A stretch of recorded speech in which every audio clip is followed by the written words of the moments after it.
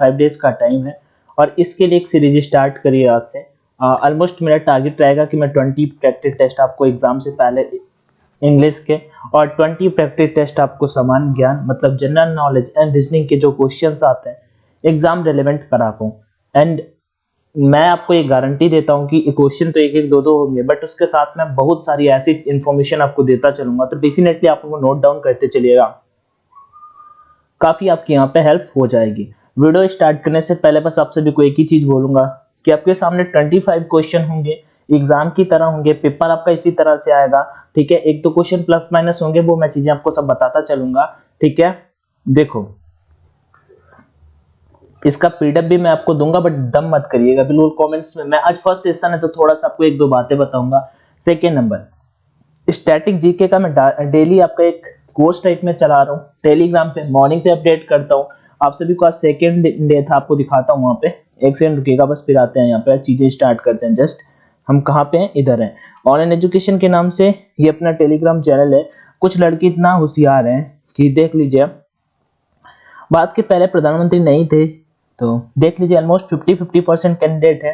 2500 लोगों में से लगभग देख लो क्या रिस्पांस है। ऊपर स्वतंत्रता दिवस कब मनाया जाता है, 25% लोग यहाँ पे हैं, 2% को पता नहीं कि कब मनाया जाता है। और ये था आप इसकी तैयारी करो। आज अपने एक नेवी डबल पे दोस्त है, उसका ये था मॉर्निंग में स्टेटस, तो मैंने पोस्ट किया था।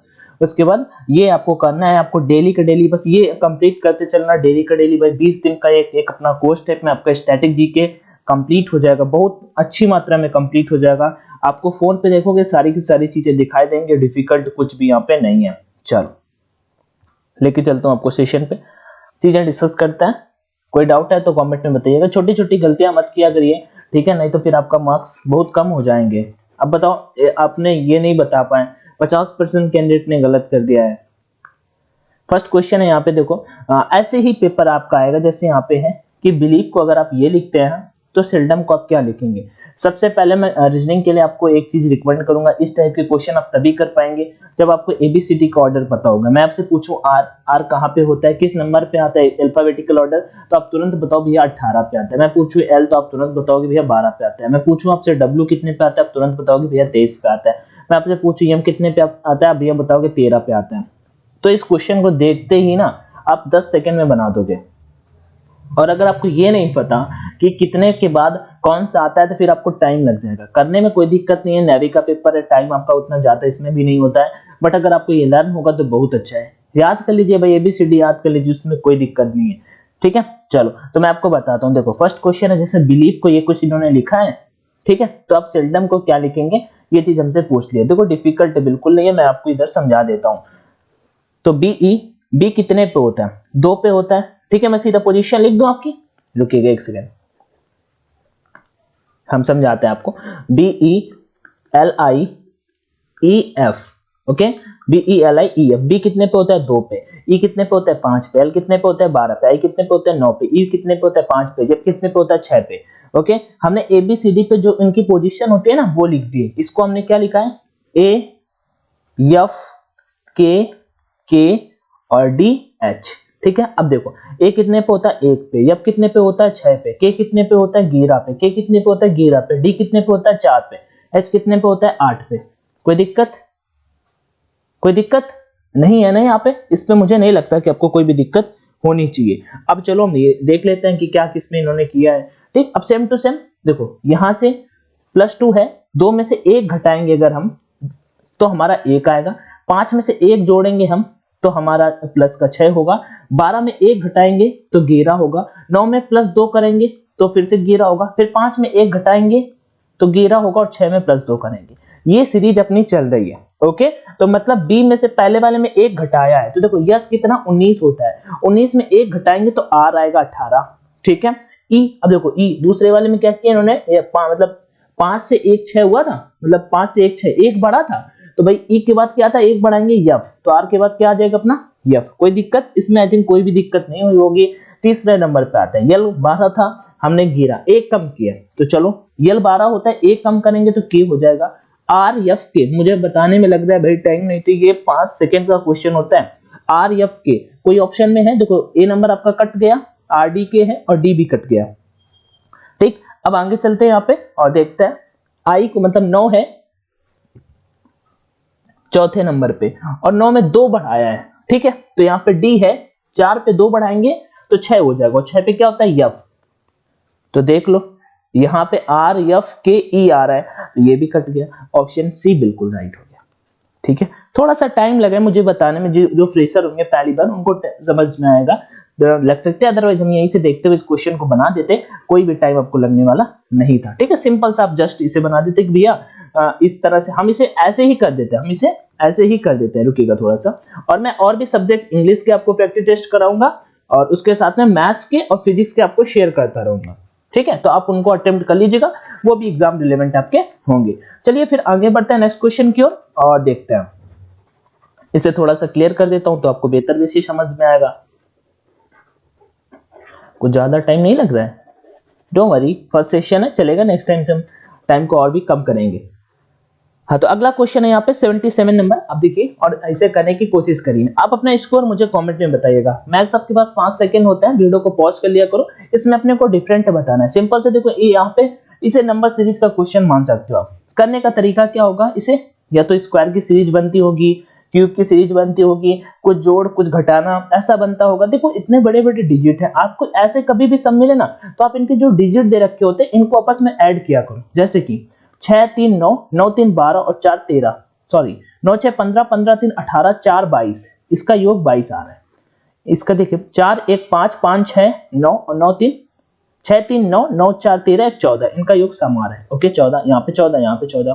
आगे पहला 5 1 6, 6 और 2 8 3 11, ये 11 आ रहा है। 7 1 8, 8 3 11 2 13, ये 13 आ रहा है। मतलब कि जो बी ऑप्शन है ना ये अपना गलत है, इसका सम 23 नहीं आ रहा है, बाकी सभी का जो सम है ना वो 23 आ रहा है। इस वजह से आप आंसर कौन सा लगा दोगे, ऑप्शन नंबर आपका जो बी है वो बिल्कुल राइट हो जाएगा कि ये यहाँ पर 23 का सम नहीं होगा। नेक्स्ट क्वेश्चन, चलो पति पत्नी परिवार।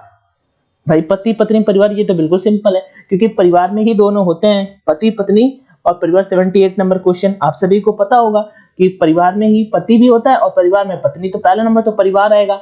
अब देखो यहाँ पे मैं कहता हूँ ये परिवार है, ठीक है। अब मान लो ये परिवार, लेकिन परिवार में दोनों होते हैं तो ये ऑप्शन खत्म हो गया। तीनों अलग पॉसिबल ही नहीं है, परिवार के अलावा परिवार अलग है, पत्नी अलग है, पति अलग है, सी नंबर भी नहीं हो सकता। अब क्या ऐसा है कि परिवार में पति आएगा और पति के अंदर पत्नी आएगी, ऐसा भी नहीं है। ये अपना परिवार हुआ, ठीक है, ये अपनी मम्मी हुई, ये अपने पापा हुए, ऐसे करके ये वाला बिल्कुल यहाँ पे सही बन जाएगा। ये लो मैंने आदमी बना दिया, नाक बना देता हूँ, चलो ठीक है, ये वाला बिल्कुल सही होगा। ओके आगे बढ़ते हैं। दिए गए चित्र में कौन सा अलग है, चलो देखते हैं कौन सा अलग है। इसमें हमें डिफरेंट बताना है 79 नंबर पे। ओके अब देखो यहाँ पे कौन सा राइट हो सकता है। भाई एक चीज आपने नोटिस की, सब में बीच से कट रहा है, सब में बीच में पेड़, लेकिन ऐसे ऐसे करके सब में पता नहीं बीच बीच से काट रहे हैं। लेकिन यहाँ पे एक चीज आपने नोटिस की, सिंपल सा चीज था भाई, सब में देखो ऐसे करके काटा जा रहा है इस तरह से, ठीक है, एक सीधी रो पैरेलल टाइप में, जबकि इधर क्या है, इधर ऐसे कर दिया। इस वजह से आपको ऑप्शन नंबर बी बिल्कुल राइट हो गया। चलो समझ में आपको आ गया होगा, उसमें कुछ नहीं था। भारत में जूट का मुख्य उत्पादक राज्य कौन सा है, ये हमसे पूछ लिया, ठीक है। तो जूट का, अब जूट का देखो पश्चिम बंगाल है इसका राइट आंसर, जूट उत्पादन में पश्चिम बंगाल टॉप पे है। और इसके बाद यहाँ पे अगर बात करता हूँ कर्नाटक, तो मक्का में कर्नाटक है, मक्का में अपना कर्नाटक है, मकाई जो होती है ना। और वैसे अगर कंट्री में बात करूँ ना, किस कंट्री में, तो यूएसए में मक्का सबसे ज्यादा होता है, ठीक है। और पश्चिम बंगाल इस क्वेश्चन का राइट आंसर हो जाएगा। सुंदरवन डेल्टा जो पाए जाते हैं पश्चिम बंगाल पे ही है, बहुत क्वेश्चन इससे बन के आपके पेपर में मॉक में ही देखने को मिलेगा। कर्नाटक इसका राइट आंसर हो गया। नेक्स्ट क्वेश्चन की ओर बढ़ते हैं यहाँ पे। अच्छा असम का थोड़ा सा देख लेते हैं, जो राष्ट्रीय उद्यान करके पूछ लेता है, जो वैसे जो टॉपिक आएंगे वो हम डिस्कस करते चलेंगे, ठीक है। तो फेमस है असम चाय के लिए, चाय यहाँ पे पैदावार अच्छी होती है। तमिलनाडु में लिग्नाइट ज्यादा पैदावार होता है, लिग्नाइट धातु होती है ना वो। आगे बढ़ते हैं आप नेक्स्ट क्वेश्चन की ओर। तो इस क्वेश्चन का right answer option number A होगा। दूध की सघनता मापने के लिए तो आप क्या गैलेक्टोमीटर का यूज करते हैं। दूध की सघनता को मापने के लिए आप किसका यूज करते हैं, गैलेक्टोमीटर या फिर लैक्टोमीटर, कैल्सियोमीटर या ध्रुवणमापी। तो ये ध्रुवणमापी होगा नहीं, आप लैक्टोमीटर बिल्कुल लगा दोगे कि जो दूध की लाइक शुद्धता होती है, प्योरिटी होती है, वो किससे मेजर करते हैं, लैक्टोमीटर से। आगे करंट का क्वेश्चन है, थोड़ा सा ये पेपर मतलब पुराना है बट टेंशन न लो, मैं आपको करंट का एक क्वेश्चन अभी पूछता हूँ। सरकार ने भारत में पहली बुलेट ट्रेन की घोषणा किस कॉरिडोर के लिए की थी? ठीक है, कहां से कहां के लिए की थी? ये वैसे क्वेश्चन ठीक ठाक है, तो इसका आप आंसर बताना चाहो तो बता सकते हो, मैं बता देता हूँ। मुंबई से मतलब अहमदाबाद होगी, लेकिन मान लो ये करंट का क्वेश्चन है तो मैं आपसे करंट का क्वेश्चन पूछ ही लेता हूँ। आपने सेबी का नाम सुना होगा, security and exchange board of India, ठीक है, सेबी, इंडिया आई होगा यहाँ पे, SEBI, सेबी, तो इसका नाम सुना होगा। तो इसकी जो अध्यक्ष है उनका नाम मुझे कमेंट सेक्शन में बताइएगा। एयरफोर्स पे अभी हाल ही पे एग्जाम पे आया हुआ क्वेश्चन है, ठीक है, तो सेबी के जो अध्यक्ष है उनका नाम बताइएगा। आगे बढ़ते हैं नेक्स्ट क्वेश्चन की ओर। भाखड़ा बांध किस नदी पर बना हुआ है? ठीक है, भाखड़ा नागल बांध मान लो किस नदी पर बना हुआ है, तो ये आपको बताना है। तो देखो, पंजाब को 5 नदियों की भूमि कहा जाता है, आपके क्वेश्चन आपके पेपर में आ सकता है। ठीक है, बात का स्विट्जरलैंड जम्मू कश्मीर को कहा जाता है। ठीक है, क्वीन ऑफ डेक्कन के नाम से किसे जाना जाता है, तो पुणे को जाना जाता है। ठीक है, जहाजों की रानी। ठीक है, तो चलो, अच्छा कमेंट में पूर्व का वेनिस बता सकते हो मुझे कोई?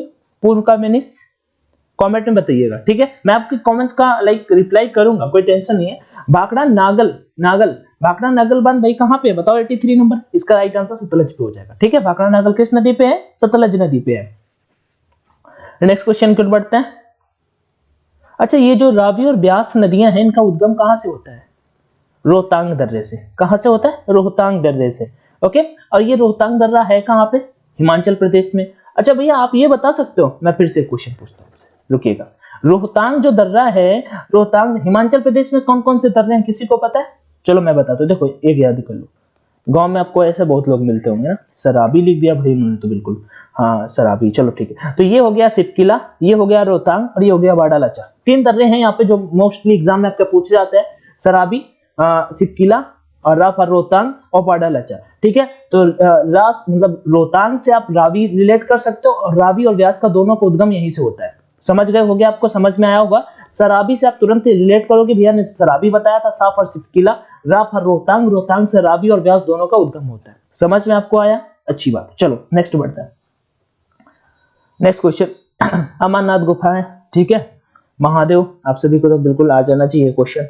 हिमाचल प्रदेश, उत्तर प्रदेश, उत्तर प्रदेश मतलब कुछ भी ना, आंध्र प्रदेश, जम्मू एंड कश्मीर इसका राइट आंसर हो जाएगा इस क्वेश्चन का। इसमें आपको कोई भी दिक्कत नहीं होनी चाहिए। अमरनाथ गुफाएं किस राज्य में है? जम्मू एंड कश्मीर में। ओके, नेक्स्ट बढ़ते हैं नेक्स्ट क्वेश्चन की ओर। अंतरिक्ष में यान भेजने वाला पहला देश कौन सा था? अंतरिक्ष में यान भेजने वाला कौन सा देश था? 85 नंबर हमसे यहाँ पे क्वेश्चन पूछा है, तो आपका यूएसएसआर था। यूएसएसआर था जो 1991 में, मतलब USSR union United Soviet socialist Republic करके ऐसे, ठीक है, जो 15 देशों में डिवाइड हो गया था 1991 में। इसके बारे में ये अपना राइट आंसर होगा यहाँ पे। तो अंतरिक्ष में यान भेजने वाला पहला देश यही था। ओके, अभी तो अभी हाल में देख रहे हो कितना चल रहा है। अच्छा, इनकी कैपिटल सबकी डिस्कस करते हैं, कैपिटल सबकी डिस्कस करते हैं। कैपिटल और करेंसी बताओ। ये अमेरिका, अमेरिका की तो डॉलर होगी, ठीक है, अमेरिका की डॉलर होगी। वाशिंगटन कैपिटल है। यूएसएसआर मतलब यूएसए, आप मान लीजिए यूएसएसआर, क्योंकि यूएसएसआर में तो 15 देश थे, अभी सब हट चुके हैं अलग अलग। तो आप यूएसए की बताइए, क्या यूएस, रसिया हुआ ना, रसिया, रसिया की कैपिटल क्या है? मॉस्को। ठीक है, रसिया की कैपिटल क्या है? मॉस्को। करेंसी क्या चलती है यहाँ पे? रूबल। करेंसी क्या चलती है? रूबल। कनाडा की करेंसी क्या है? Canadian dollar. कनाडा देखो यूएसए के जस्ट बगल में है आपका ये, मतलब कि कनाडा। ठीक है, तो कनाडा की जो करेंसी हुई वो ही डॉलर, कनेडियन डॉलर। तो ये आप रिलेट कर लेंगे। और यहाँ पे कनाडा की जो कैपिटल है वो मुझे कमेंट में बताओगे। ठीक है, कनाडा, इंडिया के बारे में सभी जानते हो। आगे बढ़ते हैं। गीतांजलि पुस्तक किसने लिखी है? बुक से क्वेश्चन आपके पेपर में आएगा, तो बताइए गीतांजलि किसने लिखी है? रविन्द्रनाथ टैगोर ने लिखी है। ठीक है, इनके लिए इनको नोबेल पुरस्कार भी मिला था। सबसे पहला नोबेल पुरस्कार भारत में इन्हीं को मिला, 1913 में सबसे पहला नोबेल पुरस्कार मिला था इनको। ठीक है, और नोबेल पुरस्कार की शुरुआत कहां से हुई वो चीज भी हम बता देते हैं। 1901 से अल्फ्रेड नोबेल, जिन्होंने डायनामाइट की खोज की थी, उस उनके मतलब उससे हुई थी 1901 में, 1901 में। Okay, he comes from Sweden, 1901 से। आगे, सिली पॉइंट शब्द किस खेल से संबंधित है? सिली पॉइंट, ये तो आप सभी ने सुना होगा। सिली पॉइंट से बॉल को फ्लिक करके निकाल दिया, सिली पॉइंट क्रिकेट से होता है। डक हो गया। ठीक है, और क्रिकेट वाले तो सभी टर्म्स जानते होंगे, क्रिकेट में आप बिल्कुल होशियार हो। ठीक है, क्रिकेट में मुझे लगता है कुछ नहीं बताना चाहिए। ठीक है, अभी रुकिएगा कैंडिडेट्स, थोड़ा सा कॉल आ रहा है।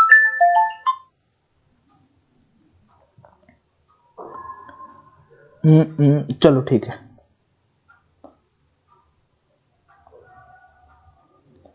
हाँ अब आगे बढ़ते हैं, ठीक।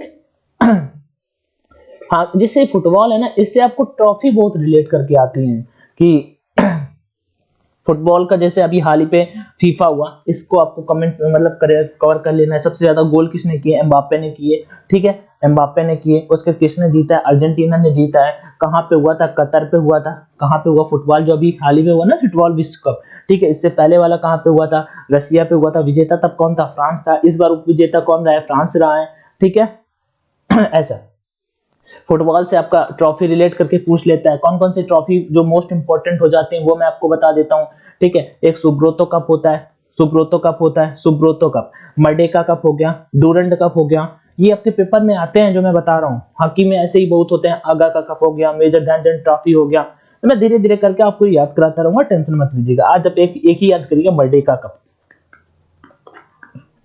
ओके आगे 88। भारत की सबसे बड़ी मौसम विज्ञान संबंधी प्रयोगशाला कहाँ पे है? तो इसका राइट आंसर हो जाएगा पुणे पे है। कहाँ पे? पुणे पे है इस क्वेश्चन का राइट आंसर।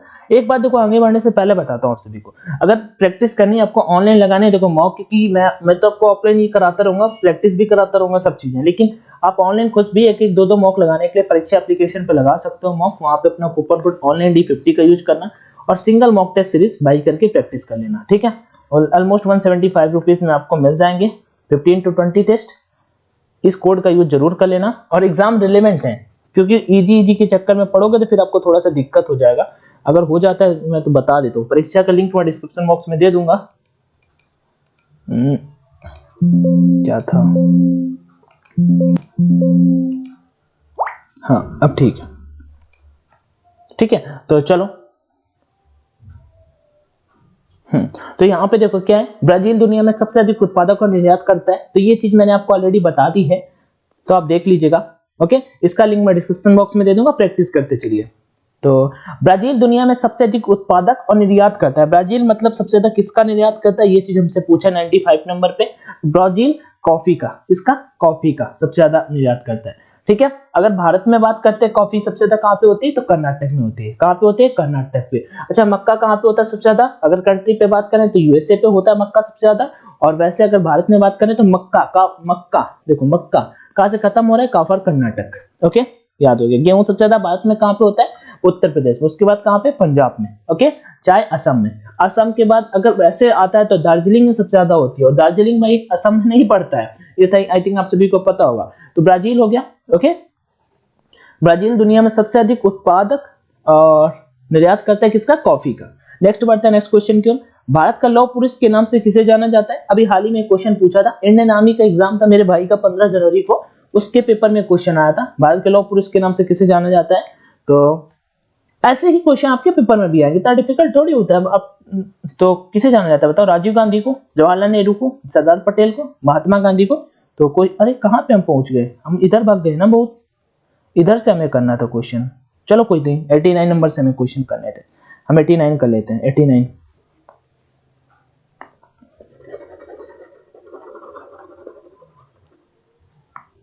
हाँ, विश्व में कौन सा देश सबसे अधिक रबर का उत्पादन करता है? रबर का उत्पादन कौन सा देश सबसे अधिक करता है? ये सब स्टैटिक के क्वेश्चन है, मैं आपको बता चुका हूँ। स्टैटिक वाला आप फॉलो करते रहिएगा, आप एक टाइम के बाद अच्छा स्कोर करने लगेंगे। इसका राइट आंसर हो जाएगा थाईलैंड, ओके थाईलैंड। अब थाईलैंड की कैपिटल मुझे कमेंट में बताओगे, ओके। नेक्स्ट बढ़ते हैं यहाँ पे नेक्स्ट क्वेश्चन के। अच्छा भारत में सबसे ज्यादा रबर का उत्पादन कहाँ पे होता है? तो केरल में। आगे बढ़ते हैं नेक्स्ट क्वेश्चन की ओर। 90 नंबर। राज्यसभा के सभा में कितने सभा में कितने सदस्यों को मनोनीत कर सकते हैं?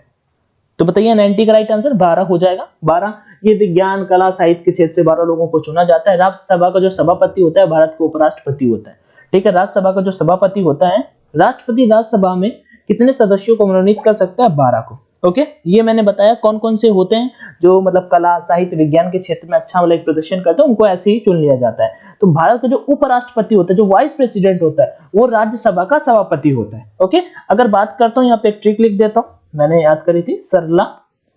तो ये जो संसद आती है आपका, संसद 79 पे, राज्यसभा आपका 80 पे और लोकसभा आपका 81 पे। सरला मान लेना किसी की सिस्टर का नाम है, या फिर किसी की मम्मी का नाम है, या किसी की किसी की और किसी का नाम है, ठीक है, तो आप उनसे रिलेट करके याद कर लेना कि सरला, तो आपको 3 आर्टिकल याद हो जाएंगे। 79 आपका संसद से है, 80 आपका राज्यसभा से है, और मतलब लोकसभा आपका 81 से है। सरला कभी आप नहीं बोलोगे, किसी से रिलेट कर लोगे। और जो संसद का संसद मतलब राज्यसभा होती है, इसका जो सदस्य होता है उसकी मैक्सिमम एज कितनी होती है? 30 ईयर्स, मतलब वो चुनाव के लिए 30 ईयर्स का ऑलमोस्ट होना चाहिए, ऑलमोस्ट क्या होना ही चाहिए। और उसके बाद वो उपराष्ट्रपति जो होता है भारत का, वो राज्यसभा का सभापति होता है। आगे बढ़ते हैं। एवरेस्ट पर चढ़ने वाली प्रथम भारतीय महिला कौन थी?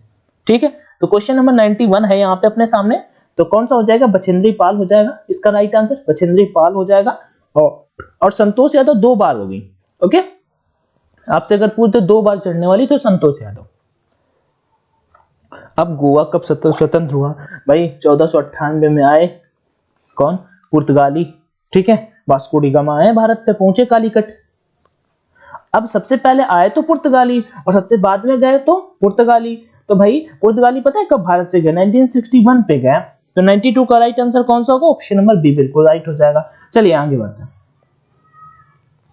कोई भी भारतीय नागरिक लोकसभा का चुनाव लड़ सकता है, उसकी उम्र इससे कम नहीं होनी चाहिए। 93 नंबर। अब बताओ लोकसभा के लिए, लोकसभा का अगर आपको चुनाव लड़ना है तो आपकी एज कितनी होनी चाहिए? 18 साल?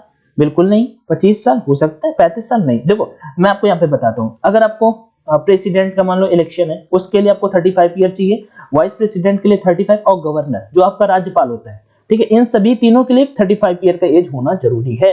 जबकि आपका अगर लोकसभा सदस्य के लिए आपका 25 साल होना जरूरी है, और अगर आप राज्यसभा सदस्य के लिए हैं तो 30 साल। ठीक है, वहीं पे अगर जैसे कि लोकसभा राज्यसभा होता है कि सेंट्रल में, वैसे ही अगर मैं बात करता हूँ यहाँ पे अगर आ जाते हैं अपने स्टेट पे बात करते हैं तो विधानसभा और विधान परिषद हो जाती है। तो विधान परिषद को उच्च सदन कहा जाता है और विधानसभा को निम्न सदन कहा जाता है। विधान परिषद को उच्च सदन और विधानसभा को निम्न सदन कहा जाता है। तो विधान परिषद के लिए 30 साल, तो आप तुरंत रिलेट कर दीजिए कि राज्यसभा बिल्कुल विधानसभा, ये विधान परिषद, और ये लोकसभा विधान परिषद। ओके, इस तरह से आप थोड़ा सा रिलेट, विधान परिषद मतलब राज्यसभा और लोकसभा विधानसभा। ओके, इस तरह से आप रिलेट करोगे, इसके लिए 25 साल, तो आपको याद हो जाएगा। आगे राष्ट्रीय गीत वंदे मातरम, ये एयरफोर्स के पेपर में पूछा, अब एसएससी जीडी के हर एक शिफ्ट में क्वेश्चन, मतलब मोस्टली ये क्वेश्चन पूछा हुआ है। 94 नंबर आपसे पूछ लिया कि वंदे मातरम के रचयिता कौन है? तो वंदे मातरम बंकिम चंद्र चटर्जी हैं। ठीक है, आनंद मठ से लिया गया है इनका उपन्यास। चलो आगे बढ़ते हैं। 94 ऑप्शन है, यहाँ पे देखते हैं और कौन कौन से 2 ऑप्शन थे, कुछ उनमें डिस्कस करने वाला होगा तो कर लेंगे। चलो कोई कुछ इतना नहीं है। 95 हमने ऑलरेडी कर लिया है, 96 हमने ऑलरेडी कर लिया है। ठीक है, 96 थे ना सरदार पटेल, आई थिंक बता दिया था। 96 का सी होगा सरदार पटेल, सरदार वल्लभ भाई Patel. Statue of unity Narmada नदी के तट पे गुजरात पे बनी है, आप सभी को पता होगा, 182 फीट की। ओके, आगे बढ़ते हैं। हाँ, इनमें से कौन एक राज्य नहीं है? ठीक है, झारखंड तो राज्य है, रांची है राजधानी यहाँ पे।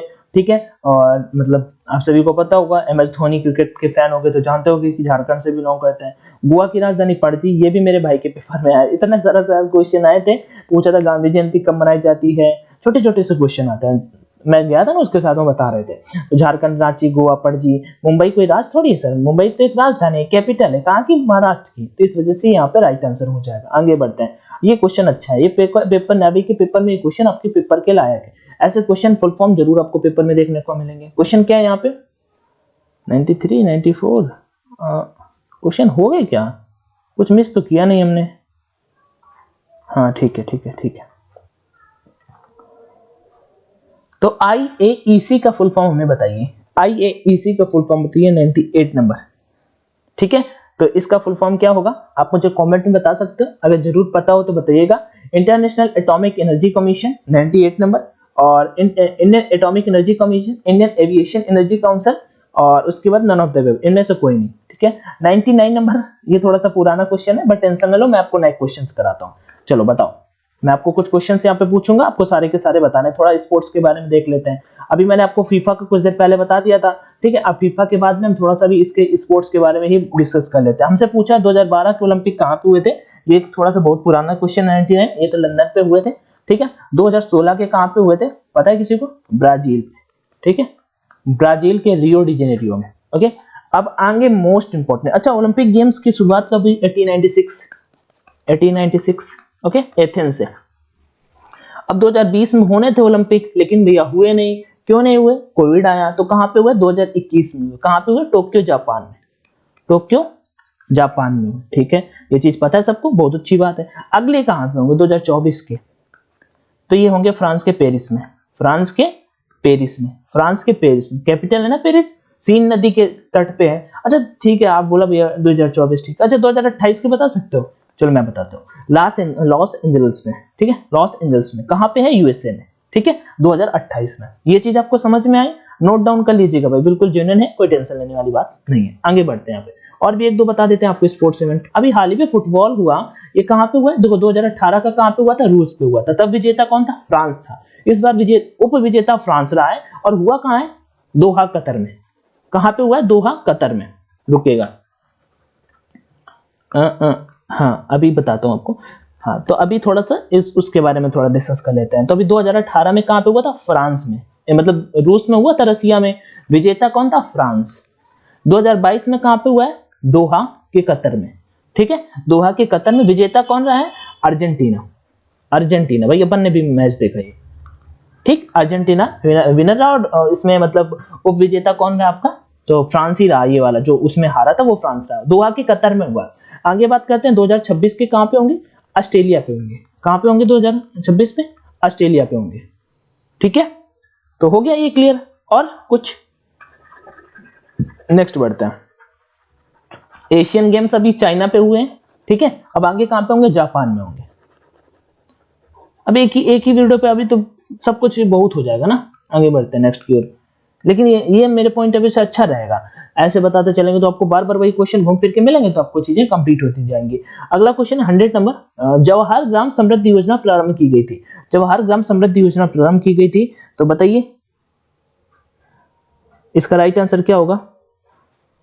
जवाहर ग्राम समृद्धि योजना प्रारंभ की गई थी 100 नंबर पे, तो 100 का right answer option number C हो जाएगा। अप्रैल 1999 में। अप्रैल 1999 में। ठीक है, और इसे अगर पूर्णता लागू की बात करूं ना भाई, तो 2001 में पूर्णता लागू हुई थी। सितंबर 2001 में, सितंबर 2001 में पूर्णता लागू हुई थी।